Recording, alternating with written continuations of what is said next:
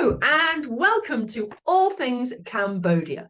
Today we are so lucky and because we want you to meet our gorgeous Rachel, who runs all our programs, everything we do in Cambodia. Hello, Rachel. And Rachel is the mover and shaker behind the Red Road Foundation. Yay! Which is one of the best projects we support at The Leap. We absolutely love, but I'm not going to prattle on about it. She's going to tell us all about it. But the Red Road Foundation is the backbone to every trip we do to Cambodia, whether it's a gapper, whether it's a midlifer, whether it's a corporate. The Red Road is at the center of our universe. So welcome, Rachel. Good day to you, my friend. First of all, let's start off with just give us a little insight into you, Rachel, the human being behind it all. All right, what an intro. Billy, thank you. Pleasure. Well, I'm from Los Angeles, California originally. I've been living for 10 years in Cambodia. I speak fluent Khmer language. I absolutely love Cambodia. It is a wild and wonderful, distant land that, I thought I would be in for I thought I would go for a year or two, but it's stolen my heart and it's going to be part of my home for the rest of my life. And I love travel. I love adventure. I love nature. And I love to make the world a better place. So what inspired you to set up the Red Road Foundation? Well, I was working actually for the government of the United States in mental health for about 6 years. And I was really trying to make a difference there and feeling like my influence wasn't really being felt with the way that things are run and the systems in place. And I had a wild, experiences in life that kind of geared me out of the country, and I was craving being around humble and grateful people. And also I was meeting so many people that I felt that they were telling me that they wanted to make a difference in the world. They saw a lot of injustices going on. They wanted to do something and they just didn't know how. And I felt like I wanted to create something that people could come and help and everyone could come together and it could just kind of be a hub for like everyone who was a part of it could benefit in some way. Whether you were giving of yourself and receiving the confidence or whether you were a person in need that was benefiting from the services directly. And yeah, so that's why I did it. And since then, it's just been so cool to be able to meet these people from all over the world who just want to make a difference and want to give of themselves. And, I get messages and letters from people saying, this experience changed my heart, changed the way that I am in the world. It was like inspired me to see myself differently. And I'm like, oh, yes. Bingo. That's what I want. Why the Red Road Foundation in Kampot? What led you to Kampot just tell us a bit more about Kampot and what the Red Road Foundation does. Well, I went on a trip around Cambodia because I had some crazy things happened in the US, and then I was just like, okay, I need to get out. I need to go to Cambodia. My friend had told me the most humble, grateful people they had ever met lived there. So I did a trip around Cambodia with my brother, and who's the co-founder of the Red Road Foundation. We wanted to do something basically to help with at-risk youth. This is a bit dark, but there's a lot of human trafficking and things going on, and that was what really inspired us to want to start the Red Road Foundation. And we weren't sure where we wanted to, how we were going to impact that. And we decided the children in the rural countryside are the most at risk of being trafficked. There's a lot of things that go on there.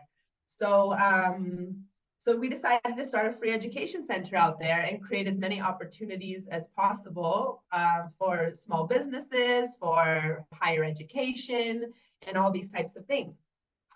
And so we went around Cambodia looking for the place that we were going to set up shop. And, you know, life is just crazy. And if you listen, it kind of guides you and takes you and shows you and like where things are lining up. And for us, that was in Kampot, this sleepy little fishing village where the river meets the sea.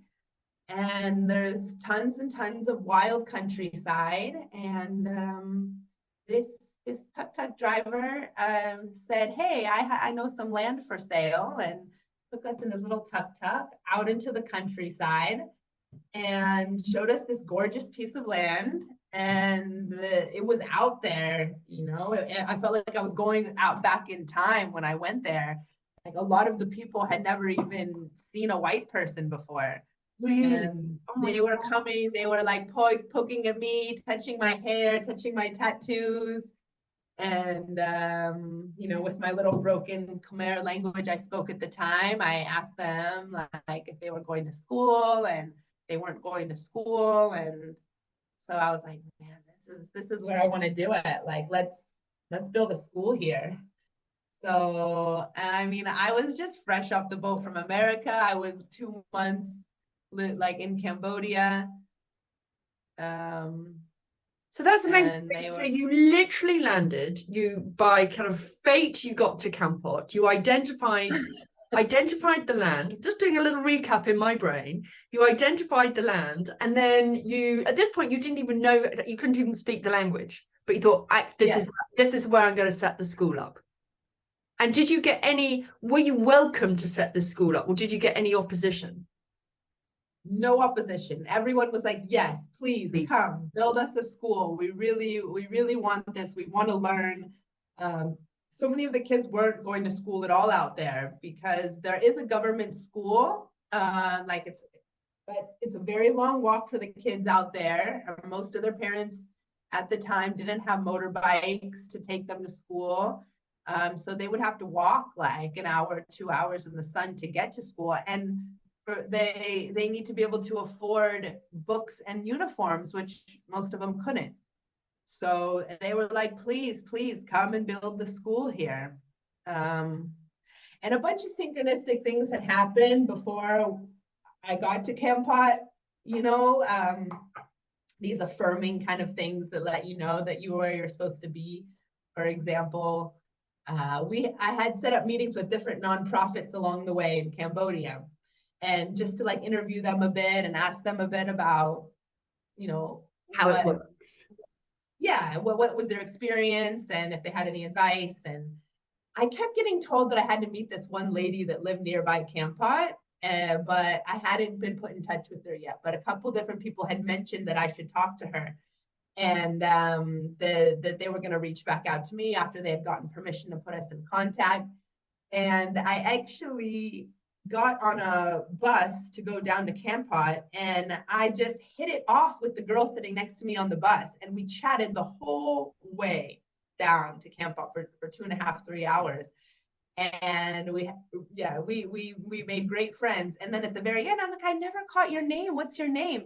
And she was the girl that everyone had told me that I needed to meet. Spooky. And I was like, oh my gosh, that's amazing. It even gives me goosebumps just saying it again. So yeah, basically fate has been a huge part of your journey. The universe, it has led you to Kampot and to do this good. Yeah. So okay, so you got the school, you met this lovely lady, you set up the school, and off you went. And we've all been to the school, and it is utterly sensational. And you build it with all this. Guys listening to this, you have to go, because it's a thing of beauty, of artwork, with the recycled bottles, creating these magical windows. It's so creative and beautiful.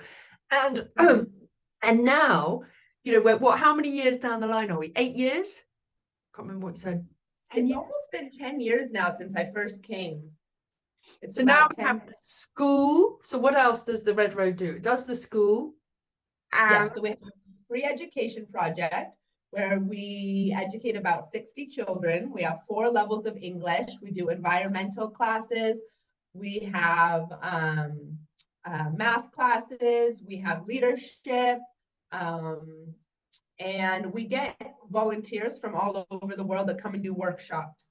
So we do sports workshops, we do wellness and yoga workshops, art workshops. And I really love to get to know our volunteers and help to kind of craft some things that, like, from their background that they want to bring into, you know, to teach the kids. And so they have a really well-rounded education. And it's really fun for the volunteers as well to share, you know, about their upbringing. But also, what I think is exceptional and so rare in today's society is to have the opportunity to step out of our beautiful backgrounds. And people might say, oh, you would say this, but to step out and to be humbled and to give. And the art of giving is just such a, it's rewarding for everybody, those that are giving and those that are receiving, and to actually have the opportunity to meet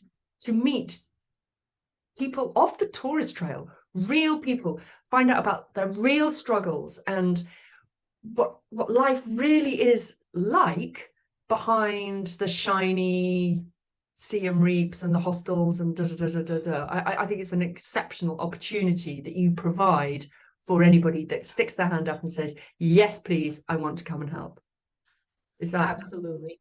I think for people, the more that people give and they involve themselves in the project, the better they feel about themselves. And it's really like self-confidence that they're getting, feeling really good and proud about themselves. And I feel like a lot of us don't really feel that often because, you know, all the social media and stuff and all of the superficial stuff and like makeup and hair and all of these things that, like, they don't really from your core make you feel good about yourself. And when you're involved in a project like this, you really feel like, wow, I have something to contribute that makes the world a better place. And that makes me feel awesome about me.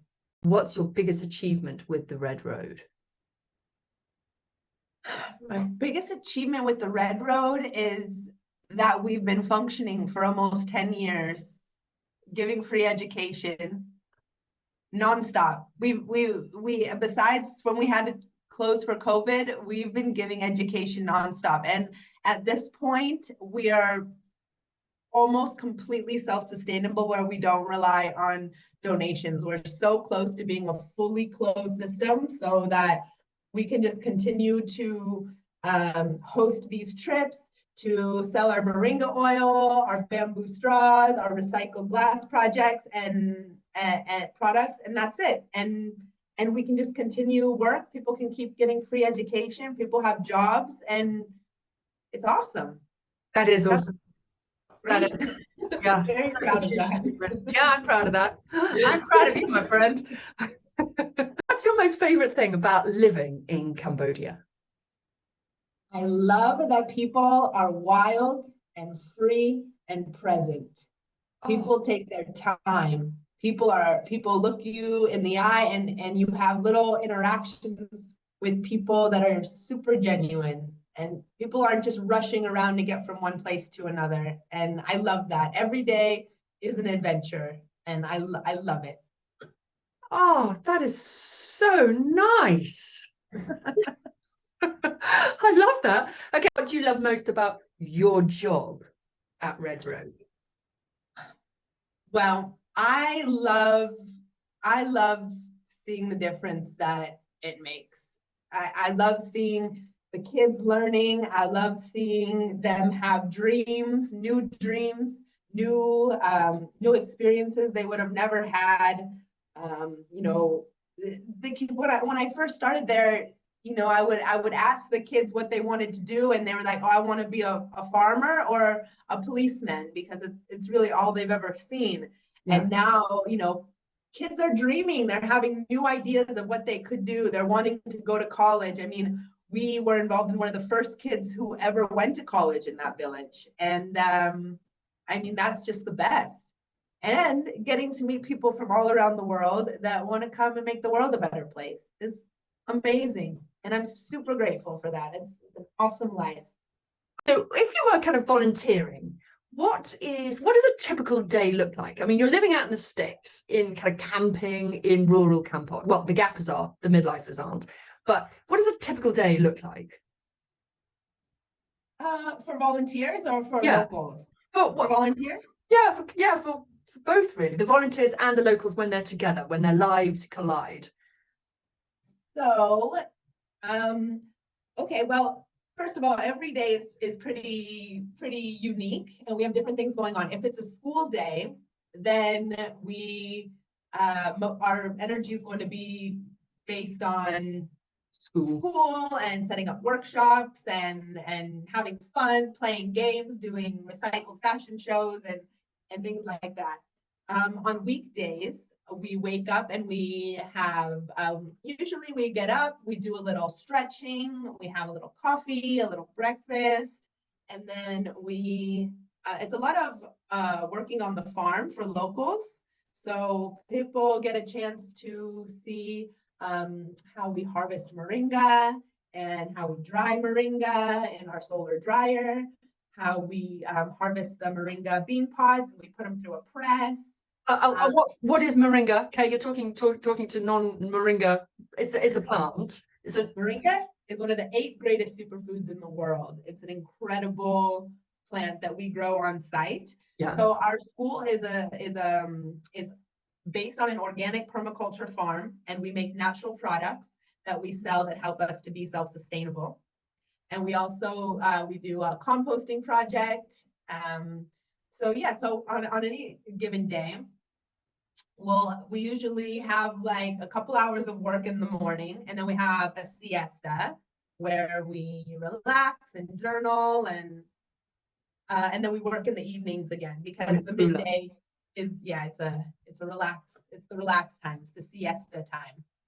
So on our trip to Cambodia, we start in Siem Reap, so it's a kind of royal road trip. Siem Reap down to Phnom Penh, Kampot, beach. Nice job. Yes. And Siem Reap is just like, you just get right into, you just wow right into it. I mean, we're exploring ancient temples, we're walking through the jungle with elephants, we're seeing Apsara dancing.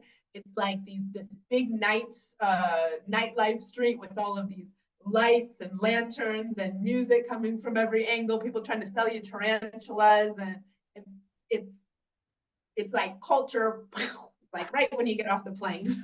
Yeah. Looking forward to seeing a tarantula. Not. Okay. All right. Good. So look, we're running out of time. I can't thank you enough for your time and your energy and all you do for everybody that is privileged enough to meet you and participate in your wonderful Red Road program and to see the world through a different lens. So thank you, my friend, for the opportunity that you give to a lot of very lucky people.